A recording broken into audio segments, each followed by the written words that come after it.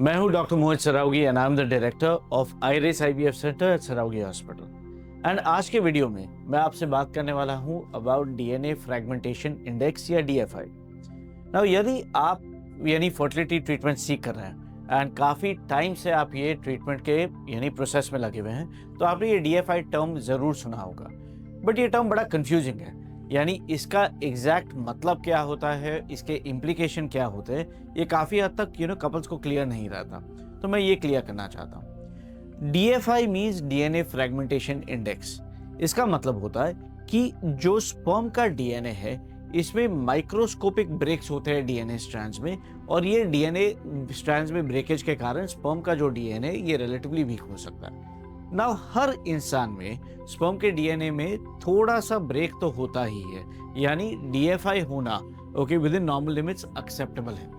But किसी किसी patient पे अगर ये डीएनए ब्रेक्स नॉर्मल से एक्सेसिव है, तो ये स्पर्म पर्टिकुलरली वीक बन जाता है। और अगर ये स्पर्म वीक बन गया, तो इसके जरिए बनाए गए एम्ब्रियो या बेबी, चाहे वो नेचुरल तरीके से हो, आईयूआई से हो या आईवीएफ से हो, ये भी वीक बनते हैं। और वीक एम्ब्रियोज का मतलब होता है कि ये या तो इम्प्लांट नहीं होते, यानी कैच नहीं होता, या फिर अगर इम्प्लांट हुए तो इनमें मिसकैरेज या अबनॉर्मलिटी के चांसेस कई गुना ज़्यादा रहते हैं।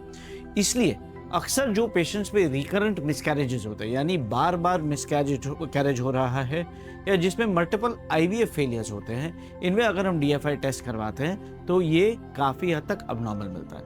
ना पहली बात है कि स्पर्म डीएफआई टेस्ट एक स्पेशल टेस्ट है जो सीमेन एनालिसिस या स्पर्म टेस्ट से अलग है। ये टेस्ट स्पेशलाइज्ड लैब्स में कराया जाता है और इसके रिपोर्ट में डीएफआई परसेंटेज में रिपोर्ट किया जाता है। नॉर्मली अगर स्पर्म डीएफआई का लेवल 0 to 5% है तो इसको एक्सेलेंट माना जाता है, यानी स्पर्म बहुत ही हेल्दी है। अगर 5 से 15% आता है तो ये एक्सेप्टेबल है स्पर्म के डीएनए इंटेग्रिटी। बट अगर 15% से एलिवेटेड होता है डीएफआई, यानी ये स्पर्म्स रिलेटिवली वीक है, इनमें डीएनए डैमेज नॉर्मल से ज़्यादा है और इसके लिए हमें एक्शन लेने की ज़रूरत है। ना किसी किसी पेशेंट में स्पर्म डीएफआई ज़्यादा क्यों होता है, किसी में कम क्यों होता है, ये मैं आपको एक्सप्लेन करने की कोशिश करूँगा। इसमें दो बेसिस होते हैं। एक होता है जेनेटिक्स, जो हम ज़्यादा चेंज नहीं कर सकते, बट इससे ज़्यादा सिग्निफिकेंट होता है लाइफस्टाइल बेसिस। सो नॉर्मली जो पेशेंट्स या जो मेल्स में बॉडी वेट ज़्यादा रहता है, जिनमें ब्लड प्रेशर रहता है, जिसमें स्मोकिंग एक्सेसिव रहता है, या ये टबैको, गुटखा, मिश्री जो ज़्यादा लेते हैं, वेपिंग ज़्यादा करते हैं, इन पेशेंट्स में अक्सर डीएफआई एलिवेटेड पाया जाता है। ये डाइट से भी रिलेटेड है। Excessive alcohol consumption, excessive maida, fried and fatty food consumption भी एलिवेटेड बीएमआई और एलिवेटेड डीएफआई से डायरेक्टली एसोसिएटेड होता है। तो अगर किसी में डीएफआई एलिवेटेड आता है तो फिर क्या किया जाए? ऑब्वियस है कि पहले तो हमें लाइफस्टाइल मॉडिफिकेशन करना चाहिए, यानी हमें हेल्दी डाइट, एक्सरसाइज इनकॉर्पोरेट करना चाहिए, और जो भी अनहेल्दी लाइफस्टाइल पैटर्न्स है जैसे smoking, vaping, excessive drinking, junk food consumption, इसको जहां तक कट डाउन कर सकते हैं उसको कट डाउन करना चाहिए। हमेशा याद रखिए कि स्पर्म प्रोडक्शन या स्पर्मेटोजेनेसिस 72 डेज का प्रोसेस होता है।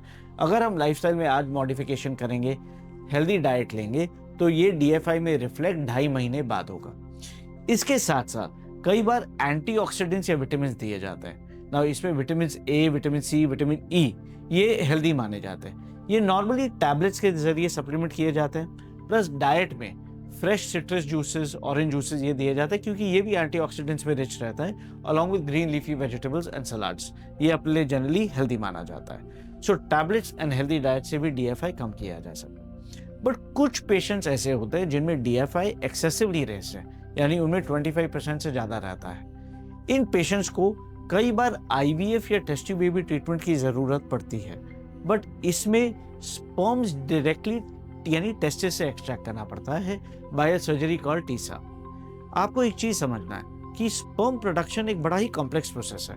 स्पर्म प्रोडक्शन टेस्टिस में होता है, बट स्पर्म्स प्रोड्यूस होने के बाद ये डायरेक्टली इजैक्यूलेट या रिलेशन में तुरंत बाहर नहीं निकलते। इन दोनों के बीच में 3 मंथ्स का गैप होता है। तो एक बार स्पर्म्स टेस्टिकल में बने तो ये 3 महीने तक छोटे छोटे ट्यूब्यूल्स है बॉडी में, एपिडिडाइमिस, उसमें ट्रैप रहता है, उसमें धीरे धीरे आगे बढ़ता है, और 3 महीने बाद जब रिलेशन रखा जाता है तो ये स्पर्म बाहर निकलता है। ये 3 मंथ्स तक ये स्पर्म्स को जो ट्यूब का एनवायरनमेंट है वो डायरेक्टली एक्सपोज करता है उस पर थोड़ा थोड़ा डैमेज क्रिएट करता है, और अगर वो एनवायरनमेंट हेल्दी नहीं है तो ये डीएनए ब्रेक्स इंड्यूस करता है। इस कारण डीएफआई बढ़ते जाता है। सो अगर आप ये लॉजिक समझ रहे हैं तो आपको ये समझेगा कि जो फ्रेशली प्रोड्यूस स्पर्म्स होते हैं टेस्टिस में, इनमें डीएफआई सबसे कम होता है। फिर 3 मंथ्स में डीएफआई धीरे धीरे बढ़ते जाता है, किसी में कम किसी में ज़्यादा। सो अगर हमें सबसे कम डीएफआई वाले स्पर्म्स चाहिए तो हमें डायरेक्टली फैक्ट्री में जाके स्पर्म्स निकालने चाहिए, जो कि टेस्टिस होता है। तो जिस पेशेंट में डीएफआई बहुत ज़्यादा है, इनमें अक्सर आईवीएफ के दौरान एक ऑपरेशन थिएटर में हम लेडी के एग निकालते हैं और दूसरे ऑपरेशन थिएटर में हस्बैंड को एनेस्थीसिया दे करके टेस्टिस में नीडल डाल के वहीं से स्पर्म एक्सट्रैक्ट करते हैं, क्योंकि ये स्पर्म्स का डीएफआई सबसे कम रहता है और ये स्पर्म से बनाए हुए एम्ब्रियो ज़्यादा हेल्दी होते हैं, इनका सक्सेस रेट भी ज़्यादा रहता है, मिसकैरेज के रेट्स भी कम रहते हैं। सो अगर आप अनएक्सप्लेन्ड इनफर्टिलिटी से सफ़र कर रहे हैं, या अगर आपके यानी फर्टिलिटी जर्नी में कई बार मिसकैरेज हो चुके हैं या रिपीटेड आईवीएफ फेलियर हो चुके हैं, तो आप आपका यानी इन्वेस्टिगेशन रिपोर्ट ज़रूर चेक करिए कि इसमें डीएफआई टेस्टिंग कराया है कि नहीं, और अगर नहीं कराया है तो speak to your fertility specialist और योर गायनेकोलॉजिस्ट, इसको ज़रूर कराइए। अगर ये एलिवेटेड आता है तो टाइमली एक्शन हमें ज़रूर हेल्प करेगा। आई होप ये वीडियो आपको यूजफुल लगा हो। If so, do subscribe to our channel and hit the bell icon below. Thank you, have a good day.